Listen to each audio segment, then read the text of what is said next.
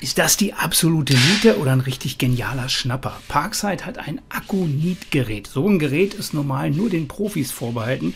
Die Geräte sind schweineteuer. Jetzt bringt Parkside so ein Gerät auf den Markt und das kostet um die 50 Euro. Das hat mich natürlich neugierig gemacht. Ich habe mir das Gerät besorgt. Wir werden ausprobieren, ob man damit vernünftig arbeiten kann. Das Nieten ist ein unglaublich schönes altes Verfahren, um vorwiegend Metalle miteinander zu verbinden. Gerade wenn man sich alte Brücken, alte Hallenkonstruktionen ansieht, dann sieht das unglaublich gut aus und hält gefühlt über Jahrhunderte. Aber leider ist das Nieten stark zurückgegangen. Es gibt heute nur noch sehr wenige Verfahren, die da überlebt haben. In der Kfz-Industrie findet man viele verschiedene Verfahren. Für uns als Heimanwender ist das sogenannte Blindnieten immer noch ein ganz tolles Verfahren. Vorteil ist hier wirklich, das Verfahren ist extrem einfach. Das kann wirklich jeder. Und auf der anderen Seite ist es so, man braucht wirklich nur einfachstes Equipment. Ich habe hier eine Nietzange, die habe ich von meinem Vater geerbt. Die ist über 50 Jahre alt und die funktioniert noch wie am ersten Tag. Ich niete hier einfach mal auf ein Stahl-Vierkantrohr, ganz einfachen Aluminiumprofil. Das Ganze ist hinterher bombenfest, extrem schnell, extrem einfach von der Anwendung. Problem ist nur, wenn man jetzt mal richtig viel nieten will oder vielleicht auch mal Nieten aus Chrom-Nickel-Stahl oder aus Stahl verwendet, dann wird es natürlich irgendwann schwierig. Und da hat die Industrie auch ganz tolle Lösungen.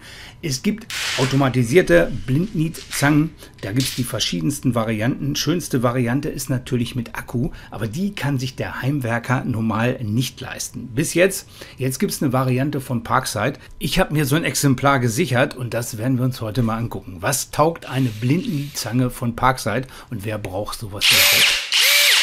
Und wie immer gibt es keine zweite Chance für den ersten Eindruck. Gerät kommt wieder in so einem schönen Koffer. Wenn man den Koffer aufmacht, ist nur das Gerät enthalten und so ein paar Ersatzteile und das war's. Und ich muss sagen, Gerät sieht ordentlich verarbeitet aus. Also ist jetzt nichts, wo man irgendwas zu bemängeln hätte von der Optik her. Ist relativ leicht und handlich wie so ein normaler Akkuschrauber. Ich habe hinten noch den Aufnahmebehälter für den Nietdorn. Ich habe hier so ein paar Ersatzteile und das war's im Prinzip. Sehr, sehr einfach. Braucht man wirklich keine Bedienungsanleitung durchlesen, braucht man sich nicht irgendwo in irgendeiner Form weiterbilden. Was kann ich damit nieten? Gerät gibt an, das Gerät ist übrigens bürstenlos, 2,4 bis 6 mm Aluminium nieten und selbst bei Stahl 2,4 bis 5 mm Stahl und Edelstahl nieten. Und das werden wir natürlich ausprobieren, weil das ist dann natürlich eine richtige Belastung. Wer schon mal Edelstahl nieten genietet hat, der weiß von wegen, da braucht man wirklich ein bisschen Kraft, da muss man ein bisschen drücken und wenn man da das Ganze mit so einem Gerät ausführen kann, das ist dann natürlich eine sehr, sehr praktische Anwendung. Ich habe jetzt für meinen ersten kleinen Versuch in mein Stahl-Vierkantrohr wieder ein paar Löcher reingebohrt, 4 mm, habe mir 4 mm Aluminium-Nieten genommen und jetzt kann ich hier eine Niete nach der anderen setzen. Und das funktioniert auf Anhieb gut, muss man ganz ehrlich sagen, macht Spaß damit zu arbeiten, ist im Prinzip vom Gewicht und der Größe her wie so ein normaler Akkuschrauber. Kann man einfach reindrücken, man hat unten noch ein kleines Licht als Beleuchtung, dann sieht man auch, was da vor einem passiert und dann kann man da einmal drauf drücken und das ist der Niet gesetzt. Also dafür braucht man wirklich nicht studieren, ist wirklich kein Hexenwerk, Gerät funktioniert, macht so schon mal einen sehr guten Eindruck und wenn jemand 50 oder 100 Nieten setzen muss, dann ist es natürlich sehr interessant, wenn man so ein Gerät hat. Und so eine Aluminiumniete ist natürlich keine Herausforderung, darum habe ich mir Edelstahlnieten besorgt. Ebenfalls in 4 mm und davon 50 Stück und da will ich natürlich eine ganze Menge von vernieten. Wir fangen erstmal mit einer an. Ich habe hier wieder mein Vierkantrohr, ich habe mein Aluminiumprofil davor und habe hier nochmal eine neue Bohrung gesetzt, jetzt in 4,2 mm, 2 Zehntel mehr werden meistens bei den Edelstahlnieten empfohlen. Habe das Ganze dann auch ganz normal hier vernietet. Man sieht, funktioniert auch völlig problemlos. Wer sowas noch nie gemacht hat, so eine Aluminiumniete oder halt dann eine Edelstahlniete, das ist was ganz, ganz anderes. Kleiner Nietdorn fällt immer schön hinten rein, fliegt nicht zu Boden und das ist jetzt hier das Ganze mal mit der Hand ausgeführt. Da muss man schon so ein bisschen nachdrücken und da muss man sich schon so ein bisschen quälen. Ist jetzt alles andere, als dass das nicht möglich ist, aber wenn man Edelstahlnieten setzt und davon vielleicht 30, 40 Stück oder so, dann ist das eine richtige Herausforderung. Da ist so ein Gerät natürlich perfekt. Um das Gerät jetzt mal richtig auszutesten, setzen wir ein Niet nach dem anderen. Das ist mein schöner alter Parkside Schweißtisch bzw. die Auflage. Die brauche ich ja nicht mehr. Ich habe eine neue Auflage gebaut. Ich habe einen Aluminiumwinkel, den setze ich hier ran. Jetzt kommt eine Bohrung und danach ein Edelstahl-Niet nach dem anderen. Ich habe hier 25 Edelstahl-Nieten reingesetzt. 2, 3 mit der Hand, damit man noch mal so ein bisschen das Gefühl dafür kriegt, wie schwer das mit der Hand ist. Also mit der Hand muss man schon wirklich ein bisschen kräftig drücken, ist kein Hexenwerk. Aber wenn man jetzt mal so 50 Nieten setzt oder dergleichen, dann ist das natürlich irgendwann schon ein Problem. Und das Gerät macht das ordentlich, das Gerät wird nicht warm, das Gerät macht keine Anzeichen von irgendeiner Überlastung. Also es funktioniert wirklich in meinem kleinen Test, das muss ich immer sagen, wirklich sehr, sehr gut. Jetzt kann man auch nicht nur dünne Materialien vernieten, man kann auch durchaus dickere Materialien vernieten. Da ist immer entscheidend, wie lang die Niete ist. Ich habe jetzt hier zum Beispiel mal ein 3 mm und ein 6 mm Blech und auch die Bleche kann ich miteinander vernieten.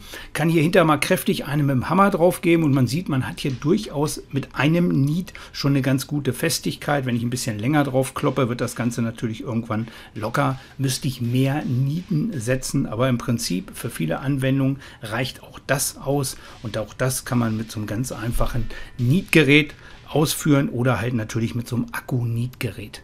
Der einzigste Nachteil oder das einzigste Problem, das mir bei diesem Akku-Nietgerät aufgefallen ist, ist ganz einfach die Zugänglichkeit. Es baut natürlich viel größer auf als meine kleine Handnietzange. Wenn man das hier mal als Beispiel sieht, hier komme ich wirklich in jede Ecke mit hin. Und bei dem Akku-Nietgerät, das baut natürlich viel größer auf. Da ist es problematisch, da in viele Ecken reinzukommen. Das heißt, da muss man kleine Abstriche machen, aber das ist in den wenigsten Fällen wahrscheinlich relevant. Ansonsten sehr schönes Gerät, gefällt mir sehr gut. Es gibt aber noch viel anderes Wichtiges, was wissenswert ist zum Thema Nieten. Das wissen wirklich die wenigsten über das Blindnieten. Die wird oft auch als sogenannte Pop-Niete bezeichnet. Viele führen das auf diesen kleinen Knall zurück. Das ist im Prinzip, die Niete wird eingeführt, der Nietdorn wird herausgezogen, zieht die Niete zusammen. Irgendwann ist da eine Sollbruchstelle, da bricht das Ganze. Kann man sich also sehr einfach verdeutlichen, wie dieser Nietprozess funktioniert. Das ist aber im Prinzip nicht richtig, denn die sogenannte Blindniete wurde von der Firma Pop entwickelt. Das war ca. 1930 und darum heißt bei vielen heute auch noch die Blindniete Popniete und das schöne Geräusch, das passt dann natürlich perfekt zu diesem Namen. Zum Beispiel habe ich auch immer diese Hammerschlagnieten im Einsatz. Die sind wirklich auch sehr schön. Ich hau die hier einfach mal in dieses 6 mm Blech rein. Sehr einfach von der Anwendung, für viele kleine Befestigungen auch wirklich sehr interessant. Gibt es auch viel in Kunststoffform, dann im Kfz-Bereich, gibt es aber auch in Aluminium und sogar teilweise in Stahl und in Edelstahl. Also auch eine sehr schöne Variante, kann ich auch problemlos hier einfach mal wieder in mein kleines Vierkantrohr mit meinem Aluminiumprofil hier einsetzen. Muss man auch den dementsprechenden Durchmesser nehmen. Das ist jetzt ein 5 mm Hammerschlag-Niet. Ich glaube, so heißt es richtig und kann man halt, wie gesagt, auch problemlos einsetzen. Ist nicht ganz so fest wie eine sogenannte Pop-Niete oder Blindniete, aber dafür extrem einfach von der Anwendung. Einer meiner absoluten Favoriten beim Nieten heutzutage noch ist eine sogenannte Nietmutter. Ich habe hier eine Nietmutterzange, damit kann man das Ganze problemlos setzen. Gibt es die verschiedensten Größen, gibt es die verschiedensten Materialien. Ich habe jetzt die Tage auch wieder ein tolles Projekt und da habe ich noch eine Kleinigkeit, die möchte ich mal weitergeben. Das heißt, ich habe hier auch noch mal ein Muster bekommen von einer Blindnietzange von Parkside. Ich habe die andere Blindnietzange, ich habe eine von Parkside, die hatte ich mir mal irgendwann gekauft,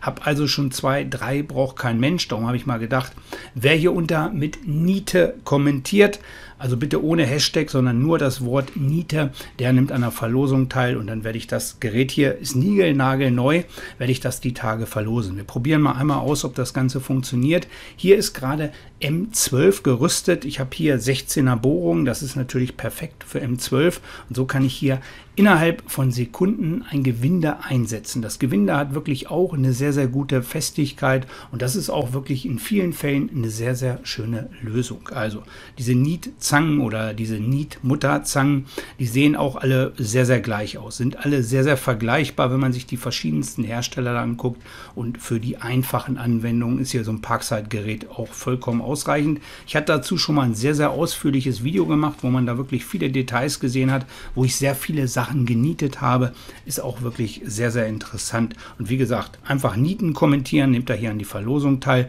Kleines Dankeschön an alle, die sich hier wirklich so ein Video auch mal bis zum Ende angucken. Bis dann und viel Spaß beim Schweißen, viel Spaß beim Nieten, euer Manni.